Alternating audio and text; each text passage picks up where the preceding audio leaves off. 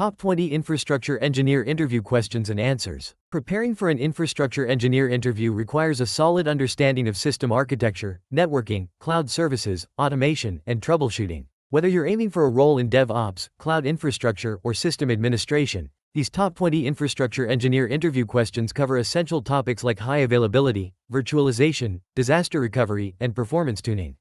This guide will help you showcase your technical expertise and problem-solving abilities, ensuring you're well equipped to handle both technical assessments and real-world infrastructure challenges with confidence. 1. How do you design a highly available HA infrastructure? To design HA infrastructure, use load balancers to distribute traffic evenly across servers.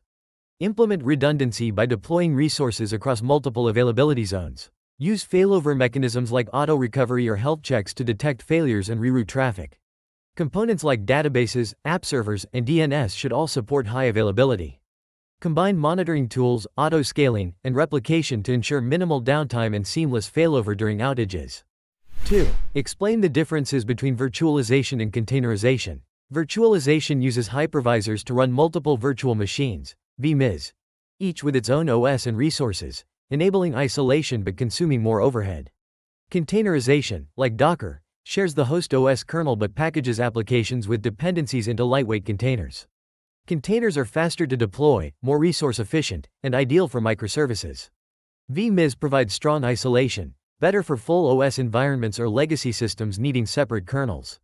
3. How would you troubleshoot a server that's unreachable over the network? Start by pinging the server to check connectivity.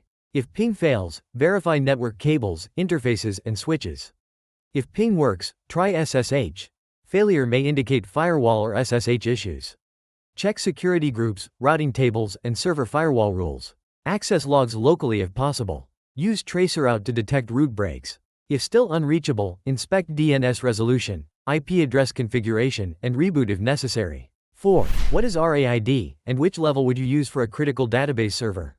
RAID, redundant array of independent disks, combines multiple drives for redundancy and/or performance. For a critical database, RAID 10 is ideal. It mirrors RAID 1 for redundancy and stripes, RAID 0 for performance. It provides high I/O speeds and fault tolerance, tolerating multiple disk failures if not in the same mirror. RAID 5 or 6 are cost-effective but slower for write-heavy workloads like databases. 5. Explain how DNS works. What happens when you type a URL into a browser? Typing a URL triggers a DNS query. The browser checks cache, then contacts a recursive resolver, which queries root, TLD, and authoritative named servers to resolve the domain to an IP address. Once resolved, the browser initiates an HTTP request to the IP. DNS enables human-readable domain access while routing traffic to the correct server efficiently using TTL, DNS caching, and CDNs. 6. How do you secure SSH access to Linux servers? Use key-based authentication instead of passwords to prevent brute force attacks. Disable root login and use non-standard SSH ports to reduce bot attempts. Install tools like failed2ban to block repeated login failures. Enable firewall rules to restrict SSH to specific IPs. Regularly update the system and audit SSH logs. Consider multi-factor authentication for added security and monitor for unauthorized access attempts. 7. What's the difference between a stateful and stateless firewall? A stateless firewall filters packets based only on rules, IP, port, protocol, without context. Each packet is treated independently. In contrast, a stateful firewall tracks connection states, e.g., TCP handshake, allowing return traffic only if it's part of a valid session. Stateful firewalls offer better security for dynamic applications, like web servers, while stateless firewalls are faster and suitable for basic packet filtering.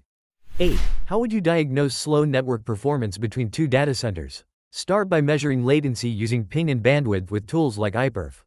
Use traceroute to detect routing issues or bottlenecks. Monitor firewalls and load balancers for CPU, memory spikes.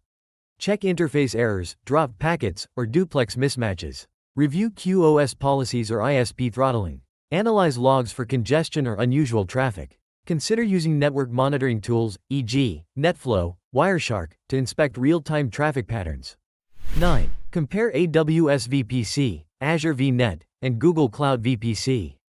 All three provide isolated virtual networks with subnets, routing, and security controls.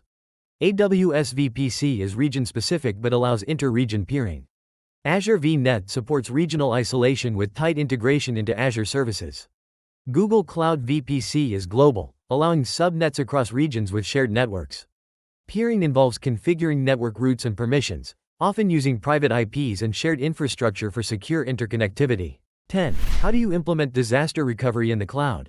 Design for regional redundancy using multiple availability zones or regions. Use automated backups, replication, and cross-region storage. Define RTO, Recovery Time Objective, and RPO, Recovery Point Objective, to meet business needs. Implement infrastructure as code for quick redeployment. Use warm or hot standby environments for critical systems. Regularly test failover processes and ensure data integrity. Enable alerting and monitoring to detect failures early. 11. What are IAC, Infrastructure as Code, tools you've used?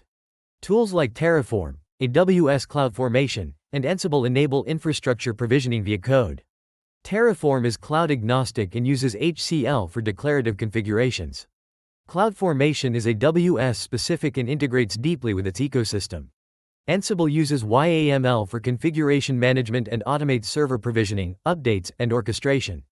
These tools support version control, repeatability, and environment consistency, enabling teams to deploy and manage infrastructure efficiently. 12. How would you migrate an on-premise workload to the cloud with minimal downtime? Begin with assessment and planning. Use replication tools, e.g., AWS DMS, RSYNC, Azure Migrate, to sync data ahead of time. Perform final sync during low traffic hours. Use DNS-TTL adjustments for quick cutover. Test the cloud environment before switchover.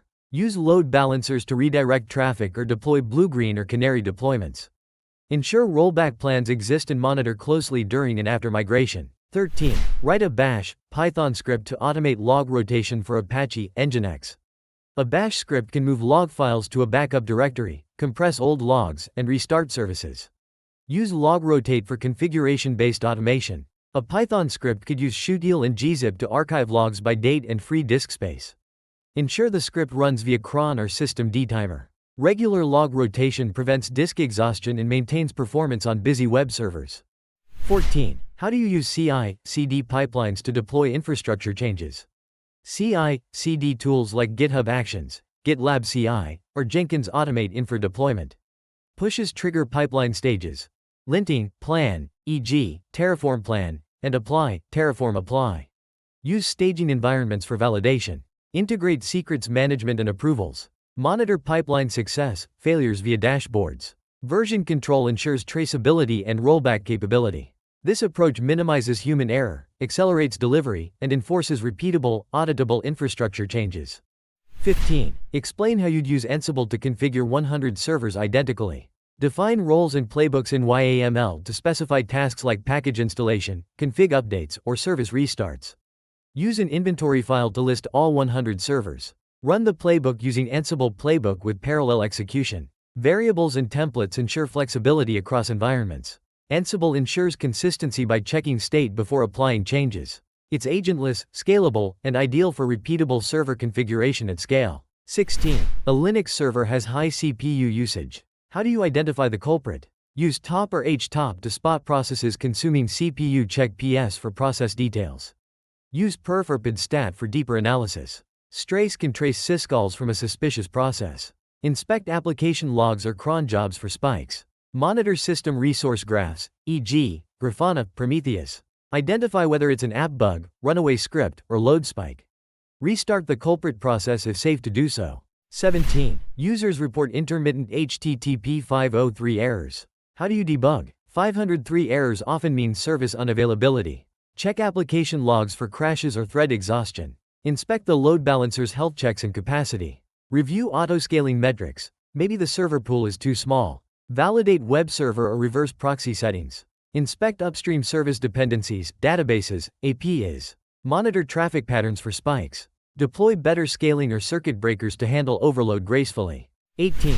Describe a time you faced a major outage. How did you resolve it? During a major outage, I collaborated with teams to identify the root cause, a misconfigured load balancer.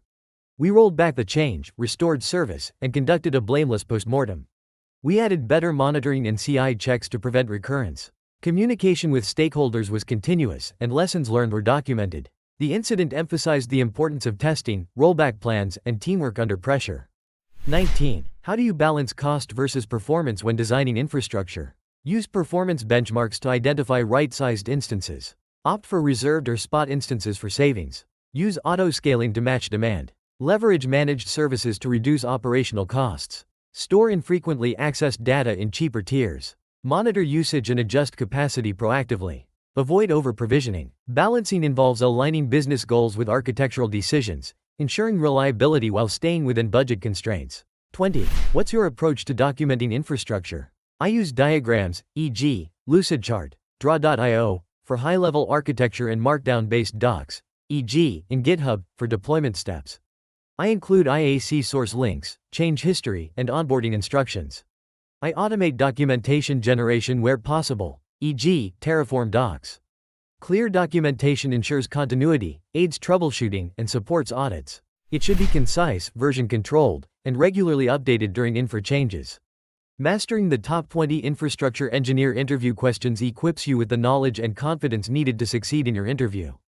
By understanding key concepts like network security, cloud services, and system monitoring, you'll be ready to demonstrate your technical expertise and problem-solving skills. Remember, thorough preparation and hands-on experience are vital to standing out in interviews.